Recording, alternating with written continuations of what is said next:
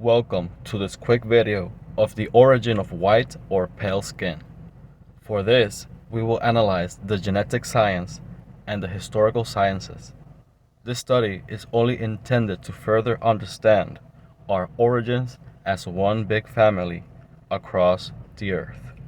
The genetics. Studies have suggested that the two genes most associated with lighter skin color in modern Europeans originated in the Near East and the Caucasus, where their carriers became associated with the Neolithic Revolution and the spread of Neolithic farming across Europe. Lighter skin and blonde hair also evolved in the ancient North Eurasian population. A further wave of lighter skinned populations across Europe and elsewhere is associated with the Yamnaya culture and the Indo-European migrations, bearing ancient North Eurasian ancestry. Furthermore, the SLC24A5 gene, linked with light pigmentation in Europeans, was introduced into East Africa from Europe over 5,000 years ago. These alleles can now be found in the San, Ethiopians, and the Tanzanian populations with Afro-Asiatic ancestry. In the San people, it was acquired from interactions with Eastern African pastoralists. Meanwhile, in the case of Northeast Asia and the Americas, a variation of the MFSD12 gene is responsible for the lighter skin color. The modern association between skin tone and latitude is thus a relatively recent development. For this study, let's remember the patriarchs of humanity. Ham, the black ethno-races, from whom we get our darkest of complexions, and whose descendants and phenotypes are associated with the continent of Africa. Shem or Sem, the father of all Semites, who carry brown phenotypes, albeit lighter than that of Hamites, the descendants of Ham. Semites are most associated with Afro-Asiatic or Middle Eastern peoples, but may even extend to other places, such as India and more.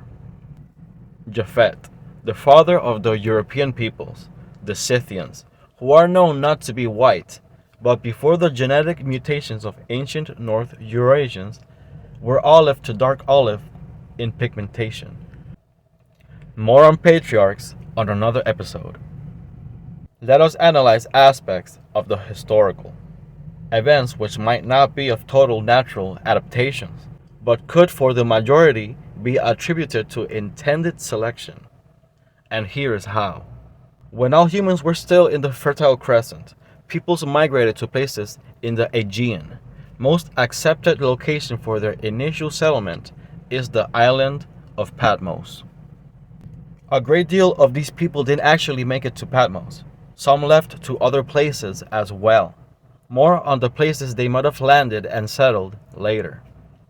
Upon reaching the island of Patmos, it is known how these originate from the Hamitic race, otherwise known as the lineage of the blacks. However, there is substantial evidence that supports that members of the brother lineages, the dark brown Semites and the lighter toned Japhetites, who are Eurasian and Anatolian phenotypes, Scythian peoples, a base to Europeans, were possibly utilized for their genes for lighter skin pigmentation, and purposely of their emerging culture only the lightest of them would be permitted to marry and procreate.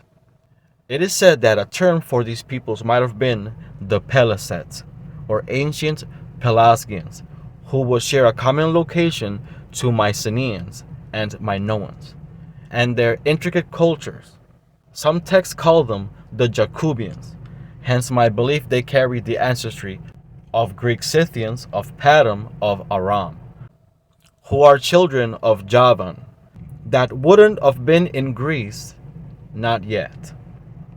In text, it suggests the intended grafting of how they call it.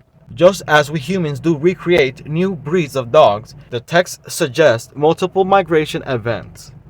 These are some of the migrations that we can account for. Let's go back into the first migration where the first of the Pelasets or Jacobians did not reach the island of Patmos.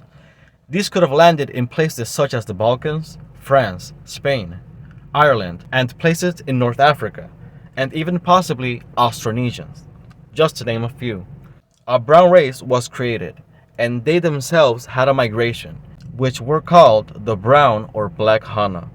After 2 decades, a red Hana race was created, and after 2 more, the texts confirm that at the time a yellow Hana race was created, that they themselves too had migrations to parts of the world.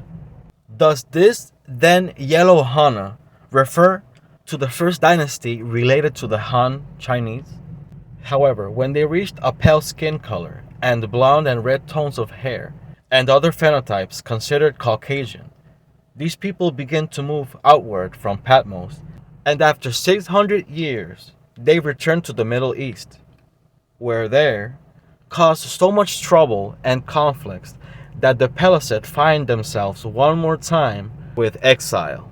As they were exiled to Europe and the Eurasian belt, by this time they were already the pale, what modern science called the Neanderthal or modern human Cro-Magnon, and would live in caves, and were known to live naked.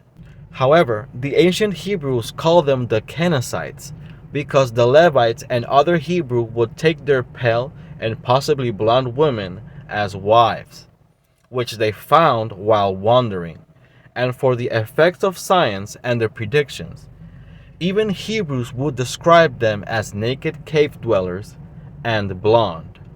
In scriptures, it is known how the ancient peoples, including Hebrews, would easily reach ancient Iberia, modern-day Spain, and Portugal.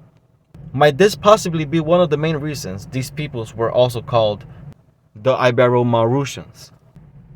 And so, the Proto-Indo-Europeans were vast in demography, while these Kenizzites or Peleset, who also have a connection to Philistine, Phoenicians, and then Carthage, but through Canaan, who were in the land of Canaan and in the shores of the Levant. Therefore, of Ham, the African races, who landed in the ancient Ibero-Maurusia, together with ancient Egypt to modern Maghreb, from ancient peoples harbored at modern-day Libya, while other tribes in the Iberian Peninsula were the Tartessians, from Tarsus, a Japhetite, Iberian Tubal, a Japhetite, and Riphath of Gomer, therefore also from Japhet, who are the original lineage of the Europeans, the Scythians. After the world is divided into all these states and lineages, it is then when Proto-Turkic peoples known as the ancient North Eurasians that went east to the Americas with haplogroup Q, together with Paleo-Siberian women, also headed west into the Caucasus region. These Hunnic men of dark olive skin complexion took the Caucasian women that were left there in the outskirts of the Middle East, and together with these women that by now would have been carrying Scythian ancestry as Caucasus hunter-gatherers, create what is known as the Kurgan hypothesis upon mixing. Therefore, this is one of the reasons why they call the Europeans the Caucasians. The Yamnaya were created, who then initiated the Indo-European expansion after light-skinned Neolithic farmers of Anatolia settled and married the Western hunter-gatherer Ibero-Maurusian women, who displaced the Western hunter-gatherer men themselves. Then they themselves were displaced by the men of the Indo-European expansion, who entered the corded ware and the bell-beaker cultures with R1A, most associated with Eastern Europe with Indo-Aryans, Iranics, and Slavic peoples that could totally extend to India and other places in North and Central Asia, and the Western R1B, most associated with Germanic tribes, Galatians of North, Central Europe, but would also extend to places like the Galatas or Galatasaray in modern-day Turkey. These Yamnaya men of the Indo-European expansion would arrive to Europe whiter or paler than the already light-skinned Neolithic farmers of ancient Anatolia, whose Y chromosome was broadly displaced by the Eurasian-derived Yamnaya. In conclusion, subhaplotypes of haplogroup E, such as E1b1, is present in Europe, the Balkans, Mediterranean, and also West Asian populations. Haplogroup E is the most represented Y chromosome haplogroup in Africa. Haplogroups that totally define the ancient African or Hamitic influence of early Europe. Places where we can find either their history or their genetics also may still harbor their ancient reference. As ancient Scotia was Albany, and the country in the Balkans still harbors their subhaplogroup, Albania, which names apart from other meanings within ancient Greek and Roman accounts do attest to also a reference to lighter complexions of people. As Neolithic farmers are associated with lighter skin color, it is clear these would carry ancestry from Hattic peoples of one of the first peoples of ancient Anatolia, that together with the Illyrians would also been impacted by the Indo-European expansion. Examples such as Alexander of Macedon, who are the new Greeks apart from the likes of the native Thracians, of ancient Scythians that might have been intermarried with the Pelasgians, and the Illyrians who before being impacted by the Indo-Europeans were known as the Pelasgians, that would stretch even further back to Mycenaeans, Minoans, and to the Peliset of Patmos. Therefore, Anatolian farmers' phenotypes could have been impacted by that of the Hittites, who are connected to this Balkan-Anatolian connection. Here, we can see how ancient Iliad history from the ancient Greece before Hellenic period matches with the modern-day archaeogenetics and also their extensions near of them in Caucasia to the Eurasian belt. Male haplogroups P, Q, R, C, O, D, and N, among others like K, which are most associated to these, in contrast to the Scythian haplotypes J and I in the places where E1b1b is located. Places like Italy, Greece, and Albania aren't out of the question. But we also see the later Central Asian R coming into that region, which might have very well overwritten I, J1, or J2 haplotypes.